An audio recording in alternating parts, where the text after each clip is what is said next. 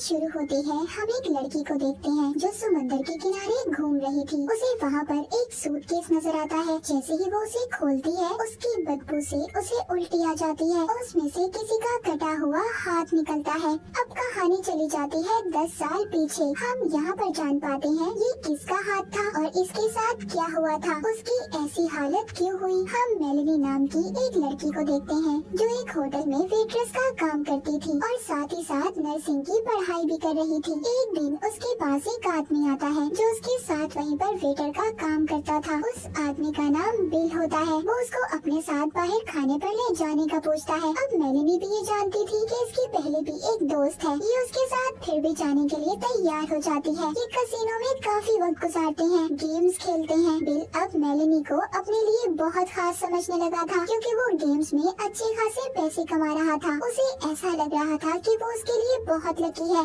और अब आहिस्ता आहिस्ता मेलेनी को भी बिल से प्यार होने लगा था। जब इस बारे में वो अपनी दोस्त को बताती है तो वो कहती है बिल बिल्कुल अच्छा नहीं है, उसकी तो पहले भी शादी हो चुकी है और वो तो बस ऐसे ही हर किसी को अपनी बातों में लगाता है।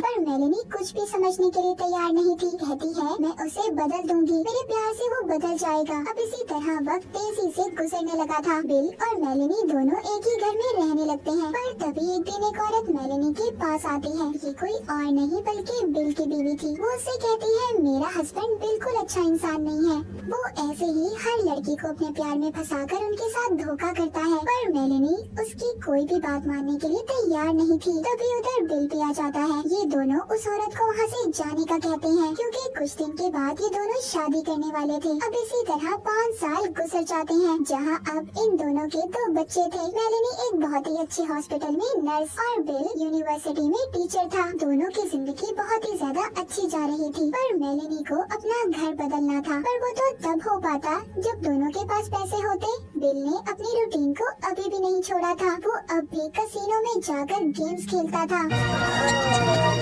उसने अभी भी एक लड़की को अपनी दोस्त बनाया हुआ था जिसका मेलेनी को बहुत जल्द पता चल जाता है कि वो उसे धोखा दे रहा है। उसके पास से उसे एक लड़की का नंबर भी मिलता है जिस पर उसका नाम भी लिखा हुआ था। अगले दिन जब वो अपने हॉस्पिटल में जाती है तो उस नाम की ही लड़की उसके पास अपना चेकअप करवाने आई थी और बातों ही बातों में ये उससे पूछ लेती है जिससे इसको पता चलता है कि ये बिल की ही यूनिवर्सिटी की है। ये सब तो सुनकर जैसे वो पागल सी हो गई थी कि इतना वक्त एक साथ गुजारने के बाद बिल अब भी उसको धोखा दे रहा था। ये रात को बिल का पीछा भी करती है और अपनी आंखों से उसे देख लेती है उस लड़की के साथ। मगर ये अब भी बिल को कुछ नहीं कहती क्योंकि ये अपने बच्चों की वजह से चुप थी। ये अपने बच्चों की वजह से ही बिल को छोड़ना नहीं चाहती थी क्योंकि ये जानती थी कि इन सब चीजों का असर उसके बच्चों पर होगा।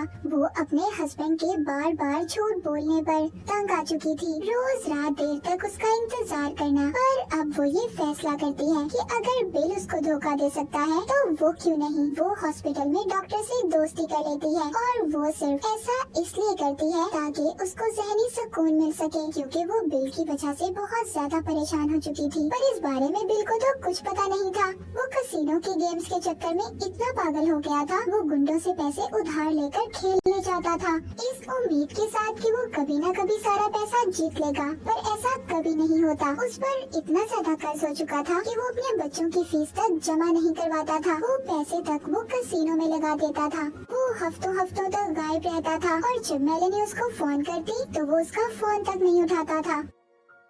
उनका रिश्ता बस टूटने ही वाला था। पर वो बिल को डाइवोर्स देना नहीं चाहती थी क्योंकि बचपन में भी उसके साथ ये सब हुआ था। उसके डैड की मौत के बाद उसकी मॉम ने दूसरी शादी कर ली थी पर उसको वैसा प्यार नहीं मिल सका जैसा उसे उसके सगे डैड से मिलता और यही सब वो अपने बच्चों के साथ होने देना नहीं चाहती थी। अब इसी तरह देखते देखते 4 साल और गुजर जाते हैं। उनको उनका दूसरा घर भी अब मिलने वाला था पर ऐसा कैसे हो पाता। उसके लिए तो इन्हें पैसे चाहिए थे और बिल के पास कोई पैसा नहीं था। वो अपनी अय्याशी की जिंदगी में मगन था।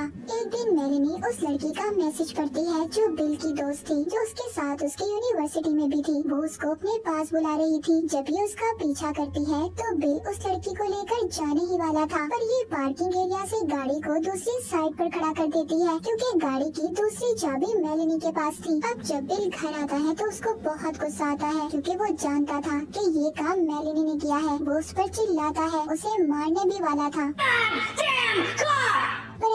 नहीं करता। मेलेनी उसके ऐसे रवैये से बहुत ज्यादा तंग आ चुकी थी। अब एक दिन जिस हॉस्पिटल में वो काम करती थी वहाँ से डॉक्टर के पेपर्स चुराती है जिस पर उनके साइन थे और उनकी नकल करने लगती है। अब ऐसा क्यों था और क्या चल रहा था उसके दिमाग में कोई नहीं जानता था। अब वो एक रात बहुत प्यारी तैयार होती है अपने नए घर की खुशी में बिल के साथ बहुत अच्छा वक्त गुजारती है इस उम्मीद के साथ कि उनकी जिंदगी बदलने वाली है, पर ऐसा कुछ नहीं होता। अब कहानी को हमें वहीं से दिखाया जाता है जहाँ से शुरू हुई थी। वो सूटकेस जो उस लड़की को मिला था, जब वो पुलिस को बुलाती है तो यहाँ पर पता चलता है इससे पहले भी पुलिस को ऐसे ही 2 सूटकेस मिले थे जिनमें एक ही इंसान के अलग अलग जिस्म के हिस्से मौजूद थे। अब आखिरी सूटकेस में बिल का जब सर मिलता है तो पुलिस को पता चल जाता है कि ये बिल की लाश थी। जी हाँ, उस सूटकेस में बिल की लाश थी, वो मर चुका था। पुलिस अब मेलेनी के पास जाती है जो अपने मॉम डैड के घर पर रह रही थी। जब इसको पता चलता है कि बिल मर चुका है और वो भी इतने बुरे तरीके से किसी ने मार दिया तो वो तो जैसे पागल सी हो जाती है।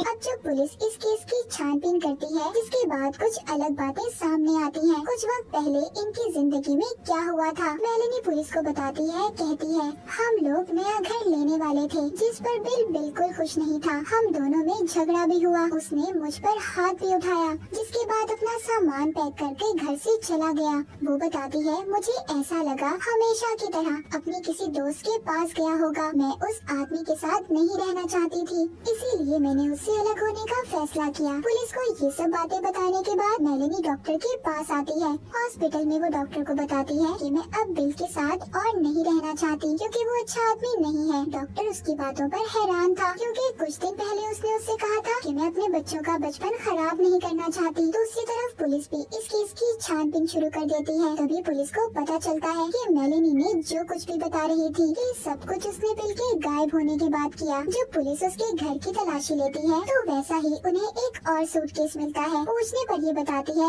कि हमारे पास ऐसे सूटकेस और भी हैं, पर जब बिल घर से गया था तो वो बिल्कुल ऐसे ही सूटकेस के अंदर कपड़े लेकर गया था। अब पुलिस को भी ये पता चलता है कि कुछ दिन पहले मेलेनी ने एक गन को भी खरीदा था। वो गन तो पुलिस को इसके घर से नहीं मिलती, पर पूछताछ करने पर पता चलता है उस गन में जो गोलियां थी वैसे ही गोली बिल की लाश में से मिली थी, मतलब इसी गन से उसको मारा गया था। इस पर मेलेनी ये कहती है कि जाते वक्त वो अपनी सारी चीजें साथ लेकर गया था और क्या पता ये गन भी ले गया हो और उसी की गन से किसी ने उसे मारा हो। पुलिस जब घर को चेक करती है तब भी उन्हें घर से कोई निशान कुछ नहीं मिलता, पर उन्हें ये भी पता चल गया था कि बिल के गायब होने से 2 दिन पहले ही मेलेनी ने उस गन को खरीदा था, जिस पर वो उन्हें बताती है कि बिल ने ही मुझे इस गन को खरीदने का कहा था। जब पुलिस को बिल की गुमशुदा गाड़ी मिलती है जिसमें उसके खून के निशान थे, मेलेनी पुलिस को ये कहती है कि हो सकता है किसी गुंडे ने बिल को मार दिया हो।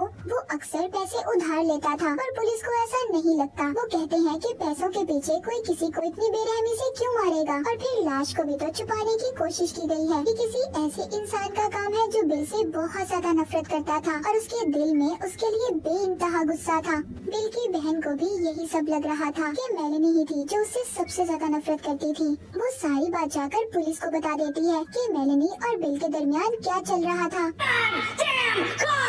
अब पुलिस का शक और ज्यादा पक्का हो जाता है, पर उनके पास अभी भी कोई सबूत नहीं था। इसके बाद वो मेलेनी पर नजर रखना शुरू कर देते हैं और आखिरकार 2 महीनों बाद पुलिस को आहिस्ता आहिस्ता सब कुछ पता चलने लगा था। उन्हें पता चलता है कि बिल के मरने से पहले मेलेनी ने एक दवाई को ऑर्डर पर मंगवाया था, पर उनको साथ ही साथ छानबीन से ये भी पता चलता है और उसने डॉक्टर के नकली साइन किए थे क्योंकि ये ऐसी खतरनाक दवाई थी कि डॉक्टर के साइन के बगैर इसे कोई नहीं देता था। सारे सबूतों को इकट्ठा करके पुलिस एक कहानी बनाती है कि उस रात आखिर हुआ क्या था। यहाँ पर हमें पता चलता है उस रात उनमें कोई झगड़ा नहीं हुआ था। उस दवाई को उसने बिल की शराब में मिलाकर पिला दिया जिससे वो बेहोश हो गया और सुबह बच्चों को स्कूल भेजकर उसने अपने ही घर में उसका खून कर दिया और बाथरूम में ले जाकर उसकी लाश के टुकड़े कर सूटकेस में भर दिया ताकि लाश को उठाने और ले जाने में आसानी हो। जिसके बाद उसने लाश को गाड़ी में ले जाकर समुद्र में फेंक दिया और खुद उस गाड़ी को छोड़कर दोबारा घर आ गई। उसने अपने सारे घर को साफ कर लिया पर वो अपने जूतों के बारे में भूल गई थी, जिस वजह से पुलिस को भी उसके खिलाफ सबूत मिला था क्योंकि उसके जूतों पर जो खून के निशान थे वैसे ही निशान उनको बिल की गाड़ी से मिले थे। मेलेनी अब पकड़ी जा चुकी थी। जिसके बाद उसके बच्चों को भी उससे छीन लिया जाता है। सब उसके खिलाफ थे सिवाय उसके मॉम डैड के, जो उसको जमानत दिलवाकर छुड़वा लेते हैं। पर पुलिस अभी भी ये साबित नहीं कर पाई थी कि मेलेनी ने ही बिल को मारा है। उनके पास कोई पक्का सबूत नहीं था। वो इसकी और डॉक्टर की कॉल को भी रिकॉर्ड करते हैं, पर उनसे भी इन्हें कुछ नहीं मिलता। मेलेनी ने ये गेम बहुत ही चालाकी से खेली थी, पर पुलिस भी कहाँ हार मानने वाली थी। वो फिर से 2 महीनों के बाद इस केस को दोबारा चला देते हैं। इस बार इनके पास पक्के सबूत थे, जिस पर अब मेलेनी को उम्र कैद की सजा सुना दी जाती है। पर अभी भी मेलेनी अपने बयान से 1 इंच भी नहीं हटती। वो अब भी कहती है, मैंने कुछ नहीं किया, चाहे सारी दुनिया ने उसे सूटकेस किलर का नाम दे दिया था। ये कहानी मेलेनी की सच्ची कहानी थी। बास दफा हम बहुत अच्छे होते हैं, पर लोग हमें बुरा बनने पर मजबूर करते हैं। जैसे बिल ने किया मेलेनी को इतना बुरा बना दिया कि वो एक कातिल बन गई। और इसी के साथ ही मूवी यहीं पर खत्म हो जाती है।